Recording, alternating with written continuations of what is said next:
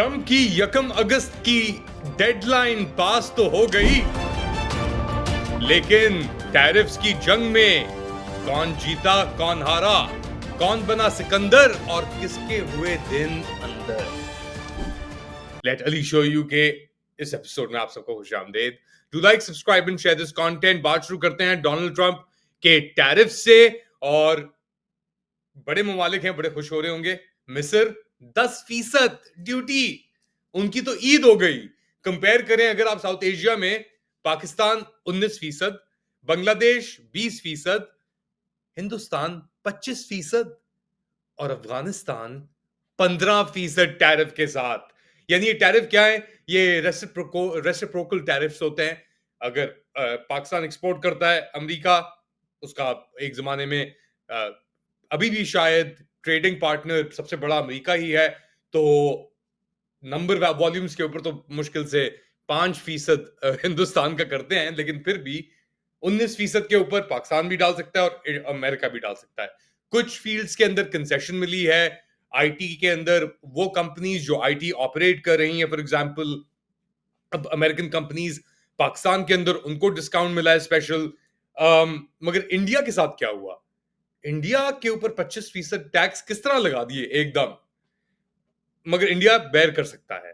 तो पाकिस्तान की उतनी एडवांटेज शायद ना हो जितनी और लोगों की हो।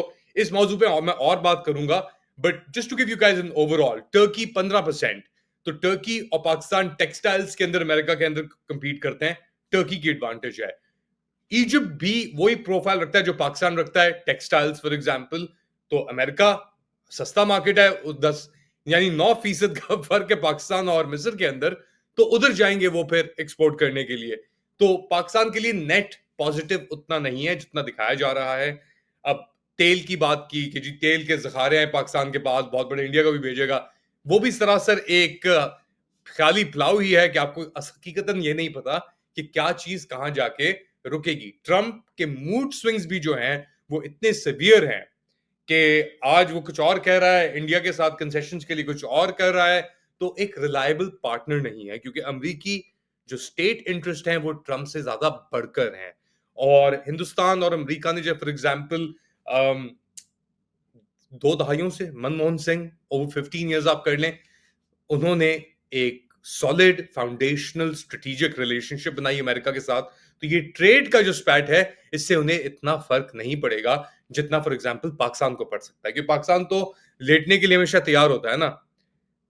चाइना से जहाज भी ले रहा है और यहाँ पे ये मदनियात और इन सब चीजों की बातें भी कर रहे हैं, क्योंकि आपके पास अपने कोई पाँव नहीं है खड़े होने के लिए। तो ये तो हो गया ट्रम्प का अगस्त 1 की जो डेडलाइन थी। और ये भी बहुत बड़ा इम्पैक्ट आएगा इसका पूरी दुनिया में। गुर्बत कहां बढ़ेगी, प्रोडक्शन कहां जाएगी, इंडस्ट्री कहां मूव होगी, इन सब चीजों के ऊपर। मगर ये सब चीजें हो रही हैं ऐसे वक्त पे जब दुनिया मेरे ख्याल से एक जंग की सिचुएशन के अंदर मुब्तला है। चाहे वो यूक्रेन के अंदर हो, जहां पे एक रशियन स्ट्राइक ने कीव, जो उनका दारुल हुकूमत है यूक्रेन का, उसके अंदर 13 लोगों को मार दिया, तकरीबन 132 लोग इंजर हुए। या वो गाजा हो, जहां पे इजराइल ने पिछले 24 घंटे में 100 से ज्यादा लोग जो खाना लेने के लिए गए हुए थे या जो अपने टेंटों के अंदर थे, उनको मारा है। तो जंग की सिचुएशन, सूरत हाल हमारे सामने है। और ये पाकिस्तान के अंदर भी हो रही है एक तरीके से जंग लोगों के खिलाफ। पाकिस्तान के अंदर 6 लोग एक ड्रोन हमले के अंदर बन्नू पुलिस स्टेशन के ऊपर, उसके अंदर इंजर हुए। अब बन्नू के अंदर क्या चल रहा है, क्या नहीं चल रहा, वो आप जानते हैं।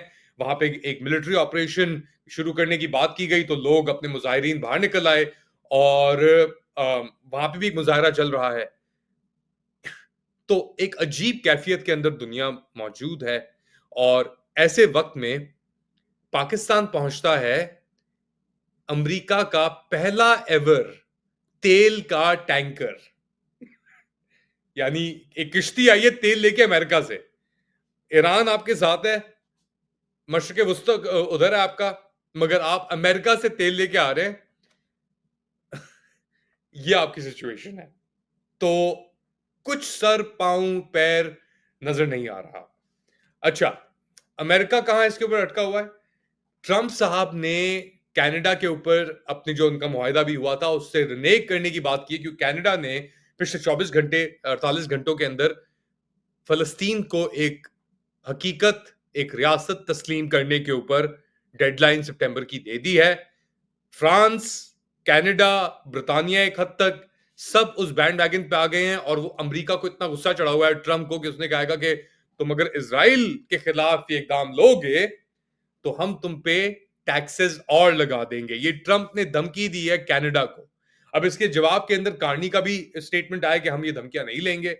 हाँ सही है, हम छोटे ही मुल्क सही, लेकिन हमें भी खुद मुख्तारी है।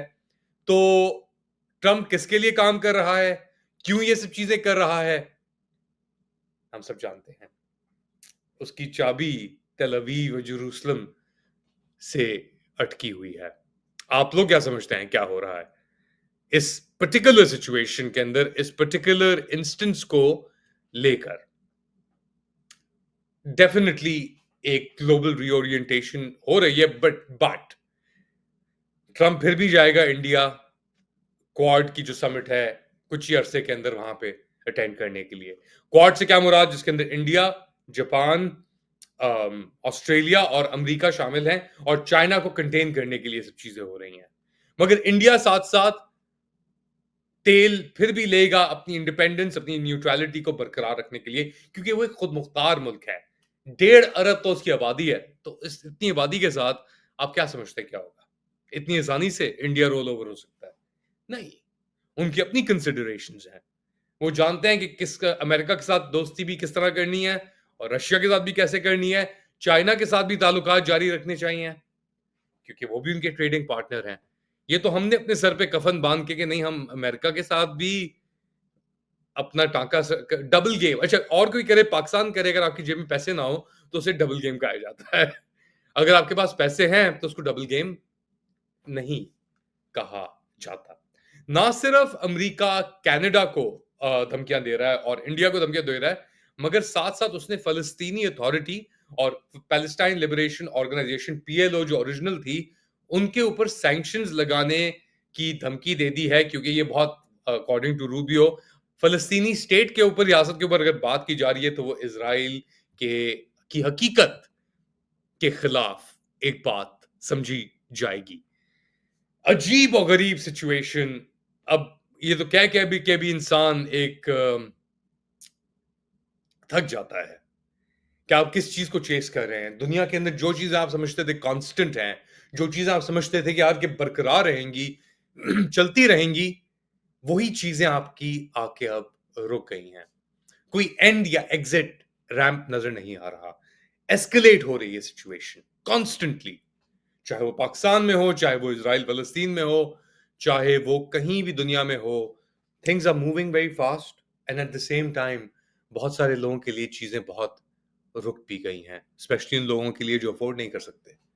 पाकिस्तान के अंदर फॉर एग्जाम्पल अब तो खाने के इश्यूज हो रहे हैं लोगों को, अपने रेंट देने के इश्यूज पूरी दुनिया के अंदर हुए हुए हैं। कनाडा में ले लें आप, अमेरिका में ले लें आप, तो एक तरफ चीजें बहुत तेजी से बढ़ रही हैं, बहुत तेज रफ्तार से बढ़ रही हैं, दूसरी जानिब चीजें बिल्कुल नहीं बढ़ रही। ये मेरा तज्जिया आज के लिए। कुछ घंटे बाद आपके साथ दोबारा हाजिर होऊंगा और कंटेंट लेकर। तब तक के लिए अपना ख्याल रखिएगा। इंशाल्लाह मुलाकात करते हैं थोड़ी ब्रेक के बाद। अल्लाह हाफ़िज़।